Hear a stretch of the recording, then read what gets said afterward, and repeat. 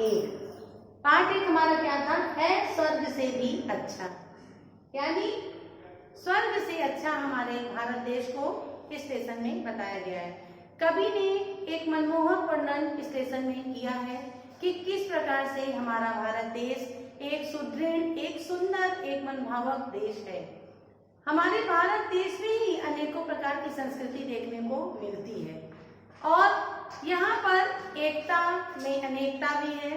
और जो ऊंचा हिमालय पर्वत एक मुकुट के समान खड़ा हुआ है, ये अपने पहाड़ों की टक्करों से खारे पानी को भी मीठा जल बनाता है। यहाँ निर्मल नदियां बहती हैं, एक बहुत सारे मैदान जो है एक मखमली बगीचे के समान लगता है और हमें यहाँ देखकर एकदम सुंदर और अच्छा लगता है। इस भारत देश के हम निवासी हैं, ये गगन हमारा है, ये सितारे हमारे हैं, ये नदियां पहाड़ सब हमारे हैं, ये सोचकर एक अंदर से गर्व सा महसूस होता है। तो ये आपका लेसन था। अब हम आपको आज की वीडियो में कुछ ऐसे शब्द बताने जा रहे हैं कि लिखने में जिसमें दिक्कतें होती हैं। तो नॉर्मल शब्द भी कभी कभी जो बच्चे नहीं लिख पाते हैं उनको नॉर्मल शब्द लिखने में भी दिक्कतें होती हैं। तो कुछ अक्षरों का समावेश हम यहाँ पर बता रहे हैं कि हम जो अक्षर मिलाकर शब्द बनाते हैं तो उस पर हमें ध्यान देना चाहिए। होता क्या है, मात्रा को लगाने में ही दिक्कतें होती हैं। अगर हम उन अक्षरों में सही मात्रा नहीं लगाते या सही अक्षर सही जगह पे नहीं लिखते तो हमारे शब्द भी गलत हो जाते हैं। तो इस तरह से आज हम आपको कुछ अक्षरों के समावेश से बने शब्द आपको बताने जा रहे हैं। जैसे मैंने यहाँ पहला शब्द लिखा स्वर्ग। अब देखिए यहाँ पे आधा सा और वा, ये दो अक्षर मिलकर क्या बने, स्वर्ग। और फिर गा के ऊपर हमने उड़ंतुरी लगाया, स्वर्ग। अब जैसे मान लीजिए बच्चे लिखते हैं स्वर्ग, तो सा वा रा गा, यानी 4 अक्षर मिलाकर उन्होंने लिख दिया, लेकिन बच्चों ये गलत है। होता क्या है, कभी कभी ऐसे भी लिखा और मात्रा का उन्होंने सही नहीं करा। अधिकतर अक्षरों के बाद वाली मात्रा या पहले वाली मात्रा में बच्चे कंफ्यूज हो जाते हैं। जैसे मान लीजिए छोटी या बड़ी लगाना है तो वो गलत हो जाता है, छोटा हो बड़ा लगाना गलत हो जाता है, या उड़ंतु री लगाना गलत हो जाता है। कभी कभी क्या होता है, नीचे का भी री लगा देते हैं लोग। देखिए एक ऐसे री लगता है, एक ऐसे और ऐसे, 3 तरह से प्रयोग होता है, लेकिन तीनों का अलग अलग प्रयोग है शब्दों के समझने में। जैसे अगर हम गृह लिखते हैं तो हम इस री का प्रयोग करते हैं, ग्रह लिखते हैं तो हम इस तरह री लगाएंगे, यानी 3 तरह से इस मात्रा का प्रयोग करते हैं। अगर यही मात्रा यहाँ लगाए तो यह क्या हो, वृग हो गया है ना। अब मुझे क्या लिखना है, वर्ग लिखना है, ठीक। तो इस तरह से हमें मात्रा सही से लगानी चाहिए और अक्षरों को समझना चाहिए। तो हमने यहाँ पर पहला शब्द आपका क्या लिखा, स्वर्ग। उम्मीद है कि समझ में आया होगा आपको कि स्वर्ग किस तरह से लिखा जाता है। इसी तरह देखिए आधा अक्षर का भी हम आपको बता रहे हैं, अच्छा है तो कॉमन वर्ड। लोग कहेंगे नहीं तो बहुत सिंपल है, अच्छा क्या है, लेकिन नहीं बच्चों, इसमें भी समझने में प्रॉब्लम होती है। अक्षर हमें समझना है, यानी यहाँ पे आधा चार, आधा चा का प्रयोग किया गया, फिर छा के बाद बड़ा की मात्रा, तो क्या हो गया, अच्छा, यानी चा और छा अक्षर मिलके क्या हुआ, अच्छा, च, यानी दोनों मिलके हमें अच्छा, तब हमें ये क्या मात्रा लगा तो क्या हो गया, अच्छा। इस तरह से हमने यहाँ पर अच्छा लिखा। अब आते हैं, हम आपको बता रहे हैं मुकुट।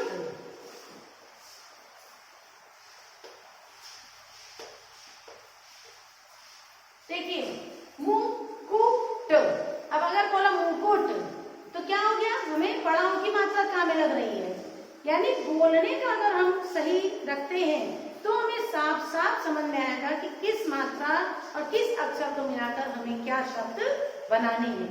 यानी मुकुट, यहाँ पे हमने माँ में कौन सी मात्रा लगाई, छोटा होगी, और का में कौन सी मात्रा लगाई, छोटा होगी, मुकुट, तो क्या बोलेंगे, मुकुट, ठीक। अब हम आपको बता रहे हैं हिमालय।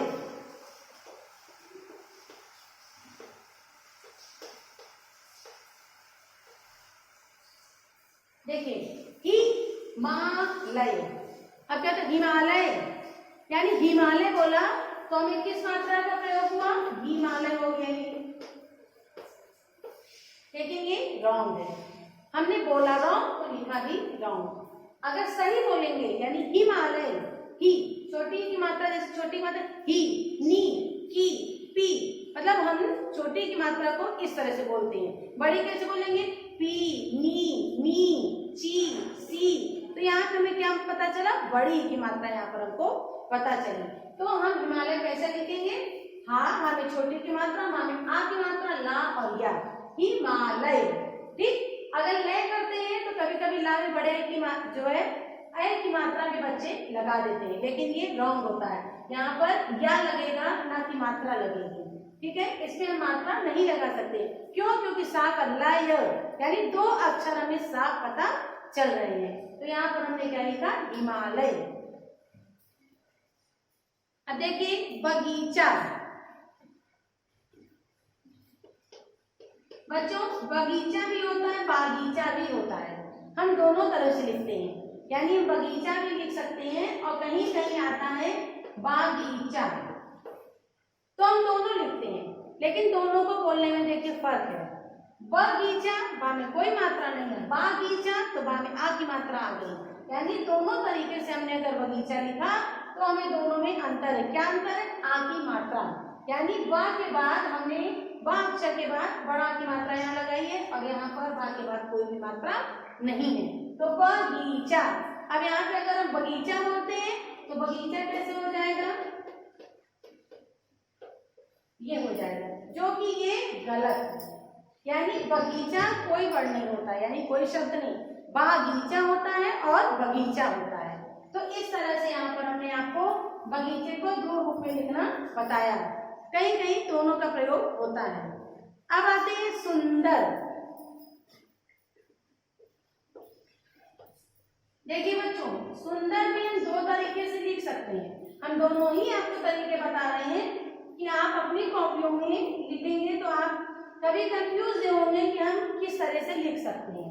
देखिए हमने एक तरीका बताया सुंदर, यानी स्वर के ऊपर हमने बिंदी लगाई। देखिए बिंदी भी दो तरह से होती है, एक हमारी चंद्र बिंदु होती है और एक सिंपल अंक की मात्रा होती है। तो जहां पर अंक करके आते हैं, जैसे चांद, कहाँ, वहां, वहां आ रहा है ना बच्चों, तो वहां अंक की मात्रा यूज होती है। लेकिन जहाँ अंक सुन केवल आ रहा है तो वहां हम यहाँ क्या है अंक की मात्रा प्रयोग करेंगे। तो यहाँ पर हमने सुंदर लिखा, अंक की मात्रा लगाकर छोटा और दारा, सुंदर। अब होता क्या है, कभी कभी बच्चे लिखते समय जो हमने यहाँ मात्रा लगाई है यहाँ लगा देते हैं, लेकिन बच्चे गलत हो जाता है। आप देखिए बोल रहे हैं ना सुन, तो कहाँ मात्रा आ रही? सु के ऊपर आ रही है, लेकिन जो हमने दा के ऊपर लगाकर धन, सुंदर, सुदंड, यानी सु पे हमने हटा के दा पे अगर लगाया तो दंड हो जाएगा। दा के ऊपर जिस पर मात्रा आप लगाएंगे वही अक्षर उच्चारण में आएगा। तो इस तरह से यहाँ पर ये मात्रा का ध्यान बहुत जरूरी है। इसीलिए मैं आपको कठिन शब्द के माध्यम से मात्रा को लगाना और अक्षर को बनाना, अक्षर जोड़कर शब्द बनाना हम आपको बता रहे हैं। तो यहाँ पर देखिए हमने सुंदर एक रूप हमने ये बताया। अब एक रूप बच्चों देखिए ये है, यानी यहाँ पर हम आधा ना का भी प्रयोग कर सकते हैं।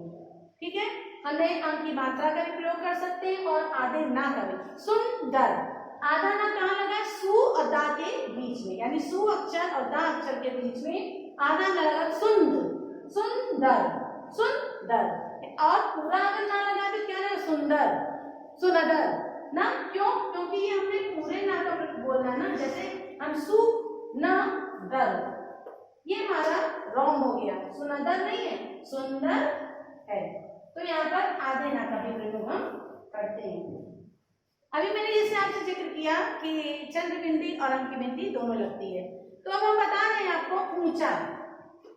अब यहाँ पर हम आपको चंद्र बिंदी का भी प्रयोग बता रहे हैं।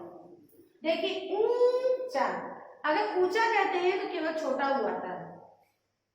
बच्चों हम बार बार इसलिए बोलकर आपको बता रहे हैं कि अगर आप किसी भी अक्षर, किसी भी बड़े से बड़े कठिन, शायद वो इंग्लिश हो, चाहे हिंदी हो, चाहे संस्कृत, अगर आप बोलकर उच्चारण करके लिखते हैं तो अगर सही आप बोल रहे हैं तो कभी भी आपकी अशुद्धता नहीं दिखेगी। और गलत अगर बोलेंगे, पढ़ने में गलत करेंगे तो आपको लिखने में अवश्य गलत हो जाएगा।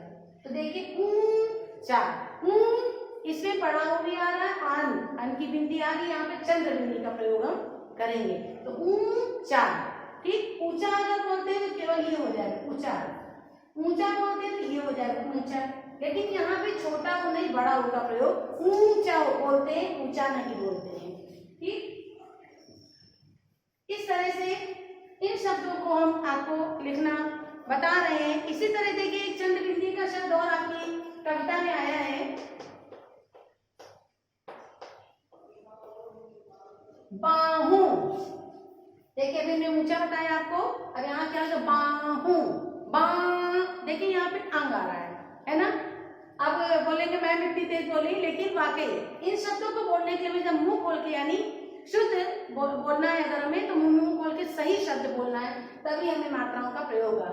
छोटे बच्चों में दिक्कत होती है, अगर ये सुधार हो जाता है तो आगे लिखने में बड़े क्लासों में बच्चों को दिक्कतें नहीं होती हैं। तो अक्षरों को समझना बहुत जरूरी है, मात्राओं को समझना बहुत जरूरी है। तो इस तरह यहाँ पर हमने अंग की बिंदी लगाकर किया। अब देखिए यहाँ पे दो चीजें प्रयोग हुई हैं, अब आपको ध्यान देना, बाहू, हो में आपकी अंग बिंदी लगेगी और बा में आपकी चंद्र बिंदी लगेगी। यहाँ देखिए दोनों बिंदु का प्रयोग किया गया है, यहाँ पर अंग वाली बिंदु और चंद्र बिंदु दोनों यहाँ पर प्रयोग किया गया है।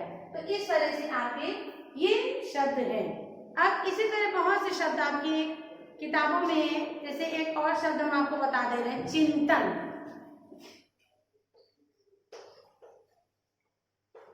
यहाँ पर भी देखिए छोटी ई की मात्रा और बिंदी, अंग बिंदी का भी प्रयोग दोनों का किया गया है, चिंतन। अब इसको भी हम दो तरह से लिख सकते हैं, आपका रॉन्ग नहीं होगा, ठीक। देखिए